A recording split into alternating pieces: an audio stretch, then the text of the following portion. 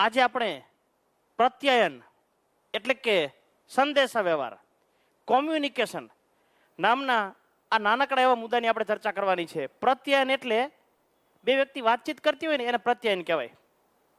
આપણે સમાચાર સાંભળતા હોય, એક વ્યક્તિ માહિતી આપતો હોય ને આપણે સમાચાર સાંભળતા હોય, એને પણ એક પ્રકારનું પ્રત્યાયન કહેવાય. બે વ્યક્તિ ટેલિફોનની અંદર વાતચીત કરતા હોય એને પણ પ્રત્યાયન કહેવાય.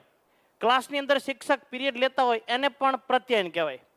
તો આપણે આ પ્રત્યાયનને વૈજ્ઞાનિક ભાષાની અંદર ઉદાહરણ સહિત ટૂંકમાં અને એના જુદા જુદા પ્રકારના કેટલાક પાસાઓ છે, એની અંદર કેટલીક બાબતો મહત્વની છે જેની આપણે ટૂંકમાં ચર્ચા કરવાની છે. શરૂ કરીએ. પ્રત્યાયન કોને કહેવાય? તો કે પ્રત્યાયન એટલે સંદેશો ઝીલવાની અને મોકલવાની પ્રક્રિયા. હું તમને અત્યારે માહિતી આપું છું અને તમે સાંભળો છો, આને એક પ્રત્યાયન કહેવાય.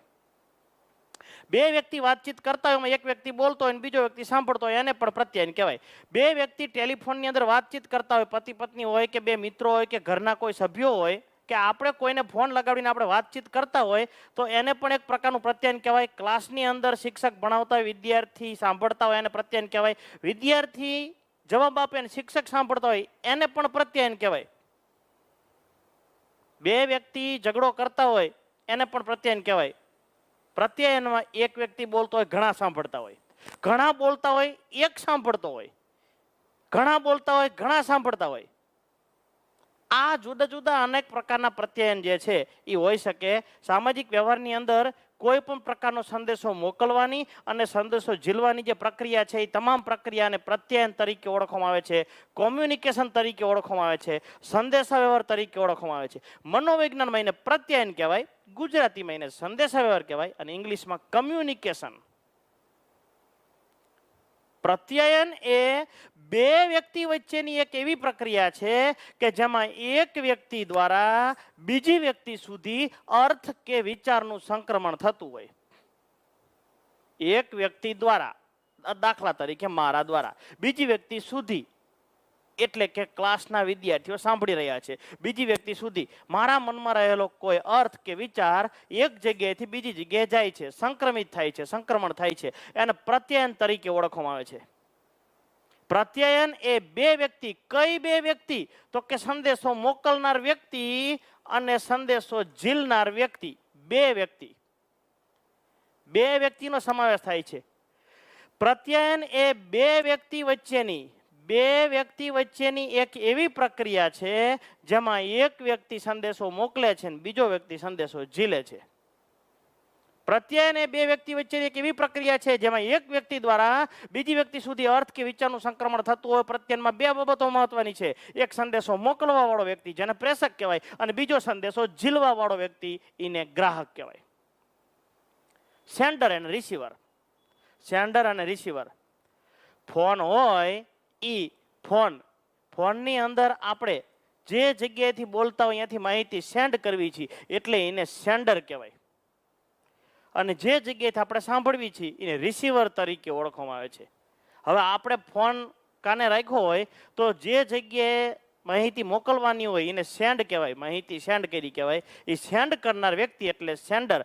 જે વ્યક્તિ રિસીવ કરે છે, આપણી વાત સાંભળે છે, રિસીવ કરે છે, ને રિસીવર તરીકે ઓળખવામાં આવે છે. સેન્ડર અને રિસીવર. પ્રત્યાયનમાં બે વ્યક્તિ હોય છે, એક પ્રેષક સંદેશો મોકલનાર વ્યક્તિ અને બીજો સંદેશો ઝીલનાર વ્યક્તિ. પ્રત્યાયનમાં ત્રણ બાબતો મહત્વની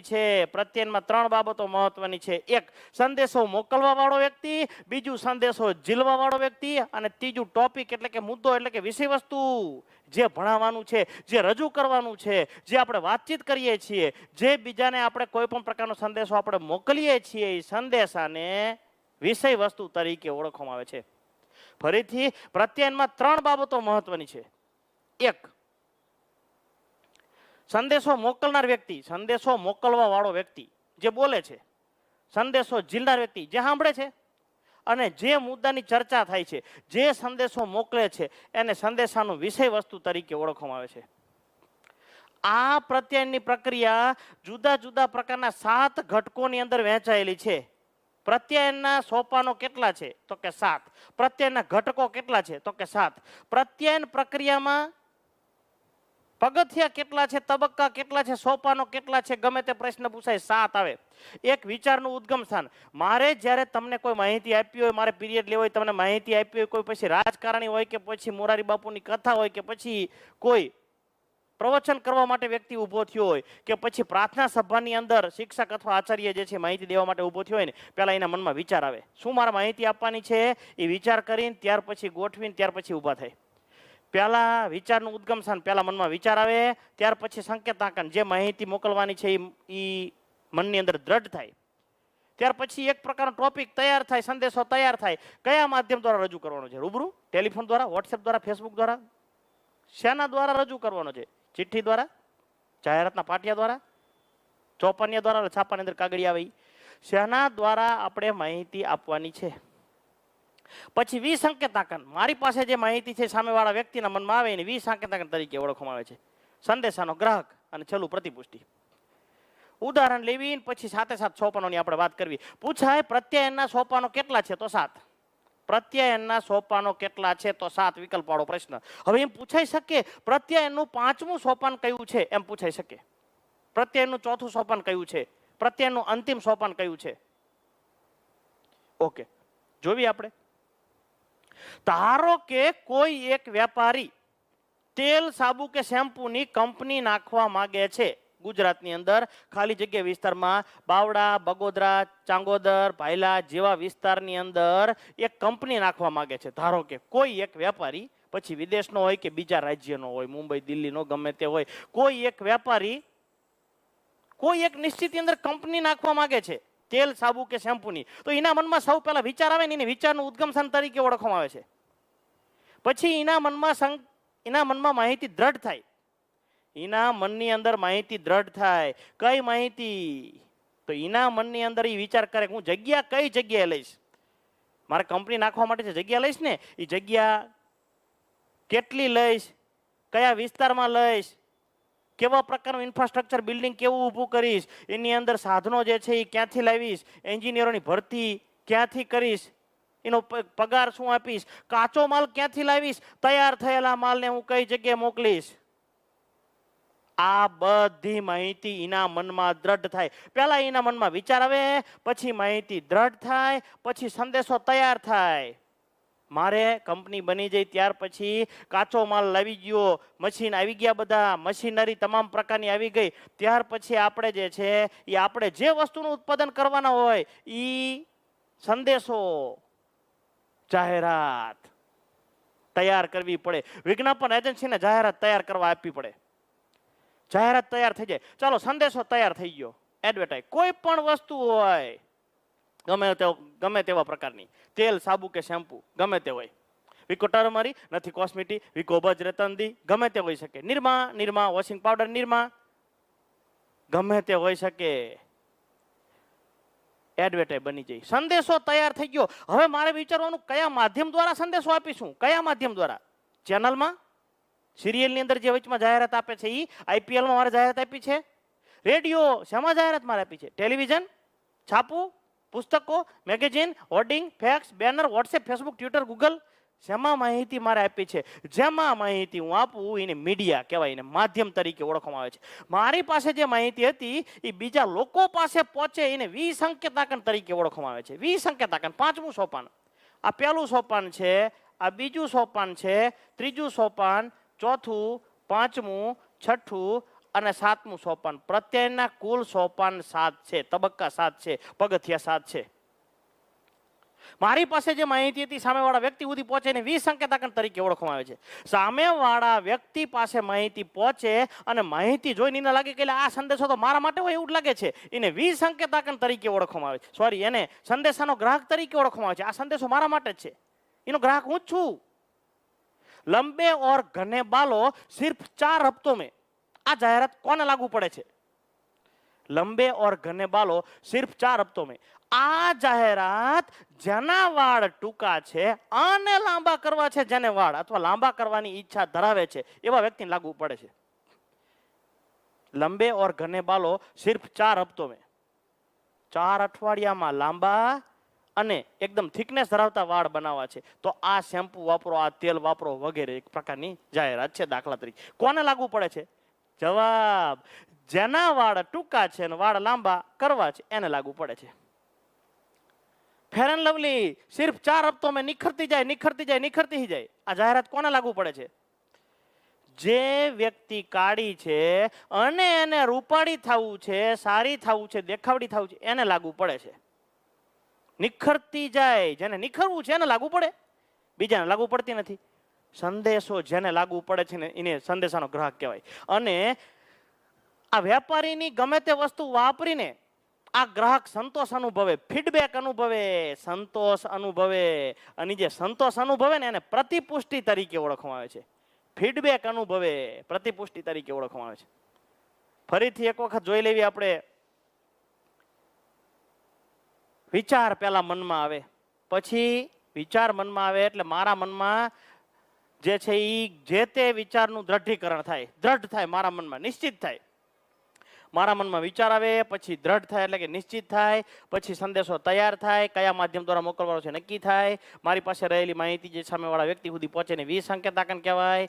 સંદેશો વાપરીને, સંદેશો જોઈને વ્યક્તિને એવું લાગે કે આ સંદેશો મારા માટે છે, સંદેશાનો ગ્રાહક કહેવાય. અને વાપરીને સંતોષ અનુભવે અને પ્રતિપુષ્ટિ તરીકે ઓળખવામાં આવે છે. પ્રત્યયનના ઘટકો ટોટલ 7 છે. પહેલું વિચારનું ઉદ્ગમ સ્થાન, બીજું સંકેતાકન, ત્રીજું તૈયાર થયેલો સંદેશો, ચોથું માધ્યમ, પાંચમું વિસંકેતાકન, છઠ્ઠું સંદેશાનો ગ્રાહક અને સાતમું પ્રતિપુષ્ટિ. એક વખત વિદ્યાર્થી મિત્રો બોર્ડની અંદર સ્ક્રીન ઉપર એક વખત નજર ફેરવી લેજો વિદ્યાર્થી મિત્રો. ઓકે, પ્રત્યયનના 7 ઘટકો છે. ચાલો, ત્યાર પછી પ્રત્યયનના પ્રકારો. પ્રત્યયનના પ્રકારો મુખ્ય 2 છે, વર્બલ, નોન વર્બલ. પ્રત્યયનના મુખ્ય 2 પ્રકારો છે, એક શાબ્દિક પ્રત્યયન ને બીજું અશાબ્દિક પ્રત્યયન એટલે કે બિનશાબ્દિક પ્રત્યયન. શાબ્દિક પ્રત્યયન અને બિનશાબ્દિક પ્રત્યયન એટલે કે અશાબ્દિક પ્રત્યયન. ફરીથી પ્રત્યયનના મુખ્ય 2 પ્રકારો છે, એક શાબ્દિક પ્રત્યયન ને બીજું અશાબ્દિક પ્રત્યયન. જે પ્રત્યયનમાં ભાષાના લેખિત અને મૌખિક સંકેતોનો ઉપયોગ થતો હોય એને શાબ્દિક પ્રત્યયન કહે છે. કાં તો લખવાનું હોય, કાં તો બોલવાનું હોય, કાં તો વાંચવાનું હોય. જેમાં વાણીનો ઉપયોગ થતો હોય, લખવાનું, વાંચવાનું, બોલવાનું હોય એને શાબ્દિક પ્રત્યયન તરીકે ઓળખવામાં આવે છે. જેમાં અક્ષરો, આંકડાઓ, ચિહ્નો, વિરામચિહ્નો, અલ્પવિરામ, પૂર્ણવિરામ એવું બધું આવે, કાં તો લખવાનું હોય ને કાં તો વાંચવાનું હોય. આ પ્રકારના પ્રત્યયનને પેપર પેન્સિલ પ્રત્યયન તરીકે ઓળખવામાં આવે છે. હું વિદ્યાર્થીઓને માહિતી આપતી વખતે અથવા ક્લાસમાં ભણાવતી વખતે, માહિતી આપતી વખતે, પ્રાર્થના સભામાં બોલતી વખતે હું જ્યારે ભાષાનો ઉપયોગ કરું છું ત્યારે એને શાબ્દિક પ્રત્યયન તરીકે ઓળખવામાં આવે છે. કોઈ વિદ્યાર્થી જવાબ આપે અને હું એને કહું કે વાહ ભાઈ વાહ, સરસ, ગુડ, વેરી ગુડ, ખૂબ ખૂબ અભિનંદન, બસ આવીને આવી મહેનત ચાલુ કરો, ખરેખર અભિનંદનને પાત્ર છો તમે, આમ જે હું કહું ત્યારે એને શાબ્દિક પ્રત્યયન તરીકે ઓળખવામાં આવે છે. હવે શાબ્દિક પ્રત્યયનમાં વિધાયક પણ હોઈ શકે, નિષેધક પણ હોઈ શકે. વાહ, સરસ, ગુડ, વેરી વેરી ગુડ, ખૂબ ખૂબ અભિનંદન, એને શાબ્દિક પ્રત્યયન કહેવાય, પણ વિધાયક કહેવાય. નિષેધક, અરે આ કઈ ખબર જ નથી પડતી, ગધેડા જેવો છું તું, હાવ કઈ આવડતું જ નથી, ગમે એટલી વાર સમજાવી કઈ ખબર જ નથી પડતી. કેટલી વાર કહેવાનું હોય? માણસ હોય ને એકવાર કહેવાનું હોય. પથ્થર ઉપર ગમે એટલું પાણી રેડો, કઈ ફેર જ નથી પડતો, રખડો રખડો આવડી જશે. આને નિષેધક શાબ્દિક પ્રત્યયન તરીકે ઓળખવામાં આવે છે, નકારાત્મક તરીકે ઓળખવામાં આવે છે. જે પ્રત્યયનમાં લખવાનું, વાંચવાનું, બોલવાનું હોય, શબ્દોનો ઉપયોગ થતો હોય એને શાબ્દિક પ્રત્યયન કહે છે.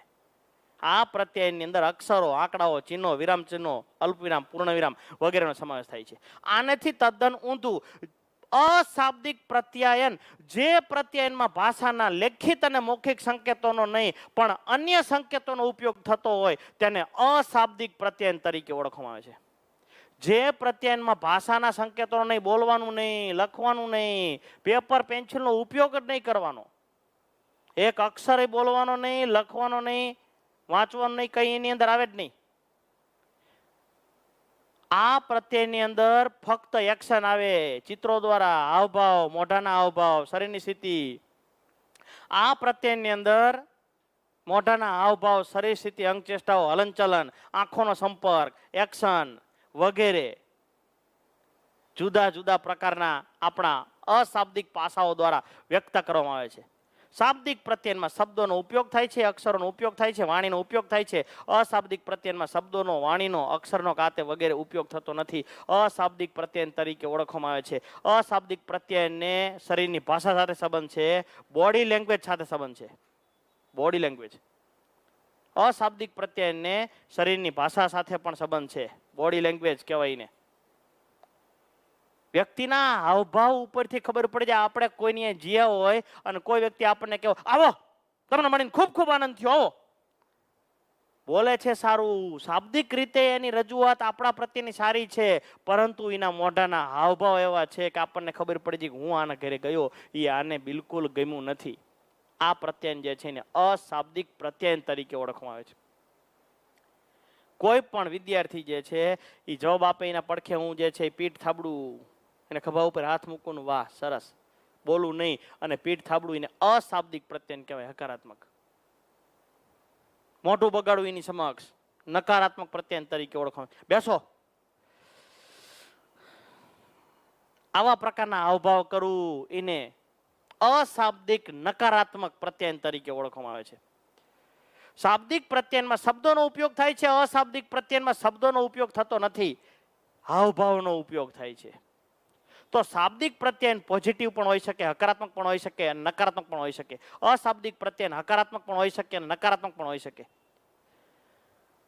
હવે આ બધી ભેગી પ્રતિક્રિયાઓ કેટલી છે? એ ઘણી બધી પ્રતિક્રિયાઓ છે કે જુદા જુદા પ્રકારની આપણી શારીરિક પ્રતિક્રિયાઓ છે, જુદી જુદી અનેક પ્રકારની વસ્તુ દર્શાવે છે. કેવી વસ્તુ દર્શાવે છે જેની આપણે ચર્ચા કરવાની છે, જોઈએ આપણે. દાખલા તરીકે હથેળી ખુલ્લી, ઉપર તરફ ખુલ્લા હાથ. હથેળી ખુલ્લી હોય, હથેળી ખુલ્લી હોય, હથેળી જે છે એ આપણી ખુલ્લી હોય, હથેળી ખુલ્લી, ઉપર તરફ હાથ, ખુલ્લા હાથ, આમ હોય એટલે આજ્ઞાંકિત, પ્રામાણિક, નિખાલસ. એ નિખાલસ, એના મનમાં કોઈ પાપ નથી, ખોટું બોલતો નથી, વિશ્વાસ પ્રગટ કરે છે. નિખાલસ, આજ્ઞાંકિત, પ્રામાણિક અને વિશ્વાસ પ્રગટ કરે છે. મારી બાબત પ્રત્યે હું વિશ્વાસ ધરાવું છું, સંપૂર્ણપણે હું સાચો છું, બિલકુલ દર્શાવે છે. ખુલ્લી હથેળી ઉપર તરફ ને ખુલ્લા હાથ, ખુલ્લી હથેળી ઉપર તરફ અને બિલકુલ ખુલ્લા હાથ, બિલકુલ નિખાલસ, આજ્ઞાંકિત અને પ્રામાણિકતા દર્શાવે છે. ચાલો બીજું, ઊંડો શ્વાસ લઈ, મોઢેથી ગરમ ઉચ્છ્વાસ, માથું ધૂણાવવું. ઊંડો શ્વાસ લઈ, બસ કોઈ વિદ્યાર્થી જવાબ આપે.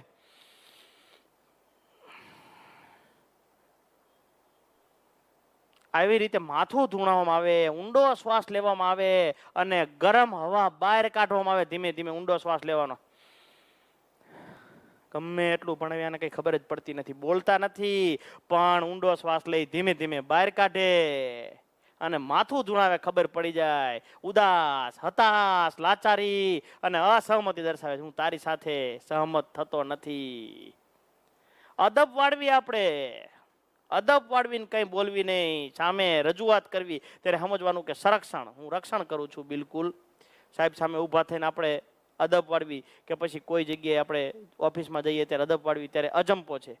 અજાણી જગ્યાએ શિષ્ટાચાર દર્શાવી છે, આપણા કરતા કોઈ આજ્ઞાંકિત વ્યક્તિ છે, સંરક્ષણ દર્શાવી છે, અજંપો દર્શાવી છે, અજાણી જગ્યા છે, અપરિચિત વ્યક્તિ છે, આપણા કરતા આજ્ઞાંકિત વ્યક્તિ છે, મોટો છે, સાહેબ છે, આપણા સર છે, એટલા માટે આપણે શિષ્ટાચાર દર્શાવી છે. મુઠ્ઠીવાળી અદબ વાળવી, અદબ બિલકુલ આમ શાંતિથી વાળીએ છીએ, પરંતુ મુઠ્ઠીવાળી એકદમ આપણે અદબ વાળીએ છીએ ત્યારે આપણે ચિંતિત છીએ, નર્વસ છીએ. દાખલા તરીકે પીએચડી નું થીસીસ જમા કરાવવાનું હોય કે પછી સાહેબ જે છે આપણને બોલાવે ત્યારે આ મુઠ્ઠી વાળીને આપણે અદબ વાળી હોય. ચિંતિત છીએ, નર્વસ છીએ, હતાશ છીએ, ઉદાસ છીએ, ખિન્ન છીએ, આપણે એકદમ મુઠ્ઠી વાળી અદબ વાળવાની, ચિંતિત અને નર્વસ. ખુરશીના હાથા પર પગ રાખી બેસવું, બેદરકારી, અસહકાર આપે છે અને ઉદ્ધત છે, બિલકુલ. ખુરશી છે, આપણે બેઠા છીએ, એક ખુરશી છે, બાજુમાં બીજી ખુરશી છે, એ ખુરશી જે છે એના હાથા ઉપર પગ રાખીને બેઠો છે કોઈ વ્યક્તિ જે છે એ એકદમ આળસુ છે, બેદરકાર છે, સહકાર આપવા વાળો નથી. કોઈ કઈક કે હા વાંધો નહીં, કામ ન કરે, બેદરકાર છે, અસહકાર છે, ઉદ્ધત છે. ખુરશીમાં ઊંધા બેસવું, ખુરશીની પીઠની ઢાલ બનાવી. ખુરશી હોય લાકડાની કાતે ગમે એવા પ્રકારની ખુરશી ઉપર આમ કે ઊંધા બેસી જવું શું દર્શાવે છે? પ્રભુત્વ, રોફ દર્શાવે છે. મોભો, પ્રતિષ્ઠા દર્શાવે છે કે હું કંઈક છું એવો પ્રકારનું દર્શાવે છે. ખુરશીમાં ઊંધા આપણે બેઠા હોય ને, ખુરશીમાં ઊંધું બેવાનું આમ કહીને, ખુરશીની પીઠની ઢાલ બનાવી, પ્રભુત્વ, રોફ દર્શાવે છે, રોલો દર્શાવે છે, પોતે પ્રતિષ્ઠિત વ્યક્તિ છે, બીજા કરતા મોટો છે, હું કંઈક છું એવો પ્રકારનું દર્શાવે છે. ચાલો, ગોઠણથી પગની આંટી મારી પગ હલાવો. આપણે બેઠા હોય ખુરશી ઉપર કે સેટી ઉપર કે સોફા ઉપર ગમે એ જગ્યાએ બેઠા હોય, ખુરશી ઉપર પગની આંટી મારવી, અને જે પગની આંટી મારવી એ પગ આપણે હલાવતા હોય, ગોઠણથી પગની આંટી મારી પગ હલાવતા હોય તો એકદમ આપણે કંટાળી ગયેલા હે, અજંપો દર્શાવી છીએ, મનમાં કંઈક વિચાર કરી રહ્યા છે એવું દર્શાવે છે. દાઢી કે હડપચી ટપારવી, હાથથી ખરજ કરવી, દાઢી કે હડપચી ટપારવી, દાઢી કે હડપચી ટપારવી, આમ કંઈક કરતા હોય આપણે તો સમજવાનું કે આપણે કંઈક નિર્ણય લઈ રહ્યા છીએ, વિચાર કરીને કંઈક નિર્ણય પર આપણે જઈ રહ્યા છીએ. દાઢી કે હડપચી જે છે એને ટપારવી, અથવા આમાં આપણે કંઈક કરતા હોય, આમાં કંઈક કરતા હોય કે હાથથી આપણે ખરજ કરતા હોય, ખંજવાળતા હોય, અહીંયા હાથમાં અહીંયા આમાં કંઈક ખંજવાળતા, એટલે સમજવાનું કે વ્યક્તિ નિર્ણય લઈ રહ્યો છે. આ યાદ રાખવાનું છે વિદ્યાર્થી મિત્રો. વિકલ્પ વાળો પ્રશ્ન પૂછાય છે આ, અને 4 વિકલ્પ લખ્યા હોય શોધી કાઢવાનું છે. ઈરાદાપૂર્વક ચશ્મા ઉતારી કાચ સાફ કરવા.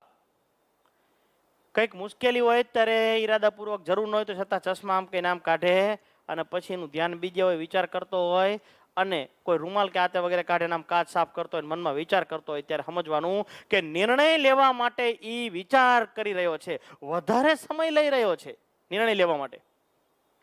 મુઠ્ઠીઓ સ્નાયુ પર મારવી, મુઠ્ઠીઓ સ્નાયુ પર મારવી. આપણે આમ કરતા હોય, અથવા આમ કરતા હોય કે આમ કરતા હોય, આ સ્નાયુ જે છે ઈ કે આ સ્નાયુ પર આ મુઠ્ઠીઓ આપણે મારતા હોઈએ ત્યારે સમજવાનું સ્નાયુ, મુઠ્ઠીઓ સ્નાયુ પર મારવી એટલે ખાતરી મેળવવા મથે છે, ખાતરી મેળવવા મથે છે. હું પાક્કો છું, આ બાબત પ્રત્યે હું પાક્કો છું, આપણે ગુસ્સે થઈને આપણે કહેવીને, એટલે ખાતરી મેળવવા મથે છે. ચાલો, ખુરશીની ધાર પર બેસવું. ઉતાવળ છે, અજંપો છે, સહકાર આપવા માટે તૈયાર. હાલો, હું રેડી છું, બિલકુલ સહકાર આપવા માટે તૈયાર છું, બિલકુલ મારે ઉતાવળ છે, હું તૈયાર છું, અજંપો દર્શાવે છે, ઉતાવળ દર્શાવે છે. ખુરશીની ધાર પર બેસવું, ખુરશી ઉપર આખો બેઠો હોય અટીકણ દે ટેસ્ટથી તો સમજવાનું કે આને ઉતાવળ નથી, શાંતિ છે. ખુરશીની ધાર પર બેઠો હોય તો સમજવાનું આને ઉતાવળ છે, સહકાર આપવા માટે તૈયાર છે, અજંપો દર્શાવે છે. હાથના આંગળા ગરદન પાછળ રાખવા, હાથના આંગળા ગરદન પાછળ રાખવા. હાથના આંગળા જે છે ગરદન પાછળ રાખીને આપણે આમ કરવી તો કંટાળો આવે છે. સંરક્ષણ, કોઈ વસ્તુનું આપણે રક્ષણ કરી રહ્યા છીએ. જવા દો ને સાહેબ, એવું આપણે કહીએ છીએ, રક્ષણ કરી રહ્યા છીએ. સંરક્ષણ કે કંટાળો આવતો હોય છે.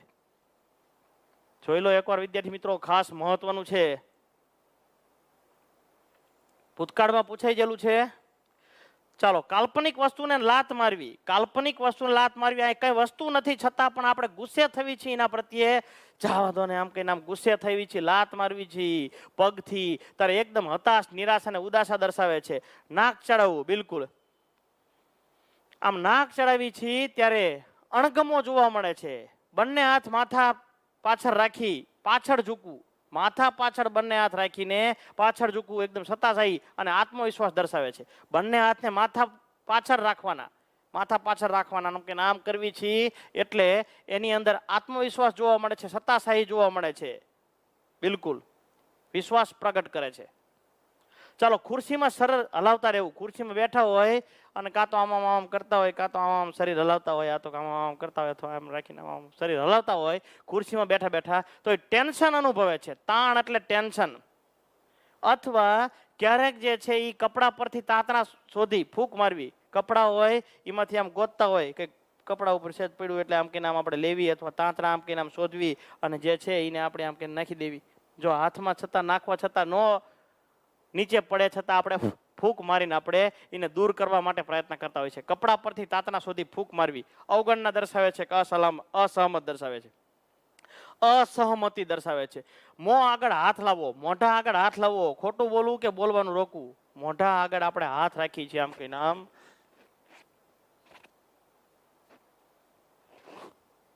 આપણે કરીએ છીએ, ત્યારે બોલવાનું આપણે રોકીએ છીએ. હવે બોલવું નથી, કઈ મારે આના વિશે કંઈ કહેવું નથી એવું આપણે કહે છે, બોલવાનું રોકીએ છીએ આપણે. આંખ ચોડતા ચોડતા નજર હટાવી. કોઈ વ્યક્તિ આપણને અણગમો વ્યક્તિ મળે, જે વ્યક્તિ ને આપણે મળવું નથી, એની સાથે વાત કરવી નથી, એ વ્યક્તિને એવું લાગે કે આનું ધ્યાન નથી, એવું આપણે રજૂ કરવું હોય, કોક આવતું હોય ત્યારે આપણે ન મળવું હોય ત્યારે આંખ ચોડતા ચોડતા એની સામેથી આમ નજર હટાવી લેવી, આંખ ચોડતા ચોડતા એની સામે આમ નજર આમ કે આમ લઈ લેવી, ત્યાં વહી જાય. એવું આપણે વિચાર કરીએ છીએ. આંખ ચોડતા ચોડતા નજર હટાવી, અસત્ય છુપાવવું.